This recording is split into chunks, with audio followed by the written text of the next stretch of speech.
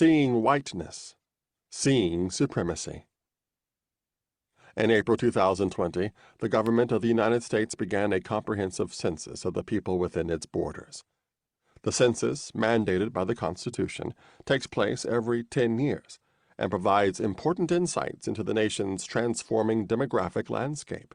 Insights that determine our political and economic decision-making and that reveal our national identity. The census also subtly determines the ways in which we conceive of the nation.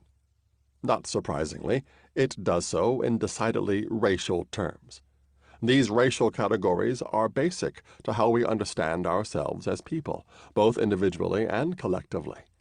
What is fascinating, however, is that the census teaches us to understand the meaning of these categories. Consider, for example, the way it teaches us to understand the category of whiteness. On the page devoted to racial designation, beside the box labeled white, the survey says this: select one or more boxes and enter origins. White: German, Irish, English, Italian, Lebanese, Egyptian, etc. Of course, these different cultural origins spread across 3 continents and consisting of multiple people groups and languages are profoundly different from one another. Some of these groups have warred against one another, each seeing the other as, well, other. Yet in spite of these differences, each of them, German and Lebanese, Irish and Egyptian, are all, in the mysterious alchemy of American racial categories, magically rendered white. And by virtue of this whiteness, these people occupy a certain space in the American civic imagination. It is possible to read too much into the census survey to see its racial designations as a deliberate re-establishment of social conventions intended to maintain a social hierarchy. We do not see it this way. In our minds, it is simply a descriptive tool that employs existing social categories in a way that reflects their common usage in American life. But it is also possible to see too little in it, to miss what it reveals to us about the history and meaning of racial thinking in America. Embedded in its racial designations is the history of a culture and of a culture's thinking about human beings. This history provides 2 important insights about the meaning of race in America. First, that race is a modern invention. And second, that race has a social function. In what follows, we wish to apply these 2 insights towards developing a clearer understanding of the meaning of whiteness and the reality of its functional supremacy in American culture. Whiteness, a modern invention. Once upon a time, there were no white people. This was, in fact, not very long ago. Yes, there were German people, Irish people, British people, French people, even people with light skin, but not white people. Not even one. As W.E.B. Du Bois puts it, the discovery of personal whiteness among the world's peoples is a very modern thing, a 19th and 20th century matter indeed. For those raised in a context in which racial categories such as white and black are axiomatic to, indeed necessary for, navigating cultural life, it can be difficult to imagine a world in which such a statement could be true. However, the historical reality is that whiteness, which seems to be a universal fact, is rather an American cultural creation. The story of how people of such diverse cultural origins came to be understood and to understand themselves as white is complicated, and its full telling is beyond our scope. Even so, it is important to understand something of this story. Only by doing so will we be able to truly see the distinctive and destructive meaning of American racism. The creation of blackness. To understand whiteness, we must begin with blackness. In the emergence of blackness, whiteness finds its origin and its meaning. Though the African story traces back to the deepest reaches of history, the uniquely African-American story begins in the 15th century. Driven together by the early Enlightenment currents of religion, economics, politics, and science, Portuguese explorers and African tribal leaders first beheld one another on the shores of West Africa.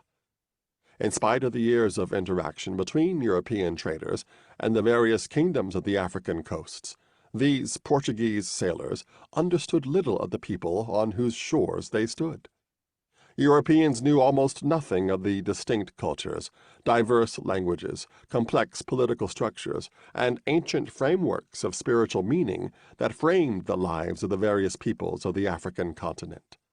Because of this, they characterized Africans in terms of the feature that most immediately distinguished them from Europeans: black skin. It's not quite true that this emphasis on physical blackness was an early expression of modern racism. Certainly, Europeans believed themselves to be superior to Africans.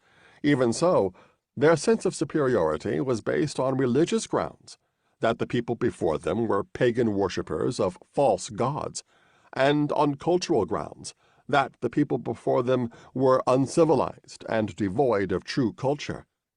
The prejudice was there, but the racism was still to come. In the decades following this encounter, European colonial powers struggled to keep up with the insatiable colonial appetite for slave labor. The practical problem was where to get the slaves. There were two obvious markets: the Slavic peoples of Eastern Europe, from which the word slave is derived, who for 500 years had been the favored source of slave labor in Europe, and the native peoples of the so-called New World. But the constant war that resulted from attempting to enslave people who lived nearby on the ravages of disease made these markets impractical. The slaves would have to be found elsewhere. Africa. Unlike the Slavic and native peoples, Africans lived a world away, reducing the need for endless border wars. And unlike the native peoples, Africans proved more resilient to the scourge of European disease. These insights gave rise to a virtually exclusive focus on the trade of Africans. This trade, funded by newly formed European companies and enabled by partnerships with African traders, provided the apparently boundless supply of enslaved labor necessary for extending the religious and cultural ambition of European imperialism into the New World. Because distinctions between the diverse linguistic, religious, and political backgrounds of the various African tribal peoples were invisible to the European traders, the human beings swept up in the horrors of the transatlantic slave trade were simply designated as black. Over time, slavery and a distinctly African form of blackness became inexorably linked, constituting a significant shift in the meaning of slavery. Whereas, for hundreds of years, slavery was justified largely on religious and cultural grounds, now an additional ground entered the picture: blackness. Thus, in the emerging cultural logic of enslavement in the New World, and for the first time in history, enslavement and blackness were indivisibly bound together. As with all social processes, this emergence took time. Initially, Africans were enslaved not for their blackness, but primarily because Europeans viewed them as culturally unenlightened and religiously pagan. But in time, a problem emerged. If, as the European powers claimed, the goal of imperial expansion was to bring culture to the unenlightened and religion to the unconverted, what happens when the project succeeds? What happens when the slaves adopt the master's culture? What happens when the unconverted convert? On what basis do they remain enslaved? This was precisely the question facing slave owners in the American colonies at the end of the 17th century. One option, of course, was to free the slaves, to consider the imperial goals accomplished, and to enfold the formerly enslaved into the empire. But that would be an economic disaster. Without slavery, the entire imperial project would fail. From the imperial perspective, slavery had to continue. This continuation required a new justification for slavery: blackness alone. Sustaining this justification required an extension of the meaning of blackness. The mere color of the skin was not sufficient justification for the enslavement of thousands, and in time, millions of people. Coloration needed to signify something more significant, needed to entail certain qualities that were themselves the basis of enslavement. Blackness, in other words, needed to refer to something that was more than skin deep. Over the course of the 18th and 19th centuries, a new meaning for blackness emerged. Rather than simply a physical description, it became an account of personal capacity. To be black was to possess lesser mental, emotional, spiritual, and relational capacity. It was to be inferior. It also came to signify moral deficiency, an innate tendency toward laziness, theft, duplicity, and lust. To be black was to be dangerous. As a result of these notions of personal inferiority and moral danger, blackness also came to take on a new meaning: social marginalization. Blackness became not simply a personal, but also a social designation. Over time, blackness came to indicate not merely dark skin, but also dimmed personal capacities, a shadowed moral orientation, and a place at the hidden margins of the social order.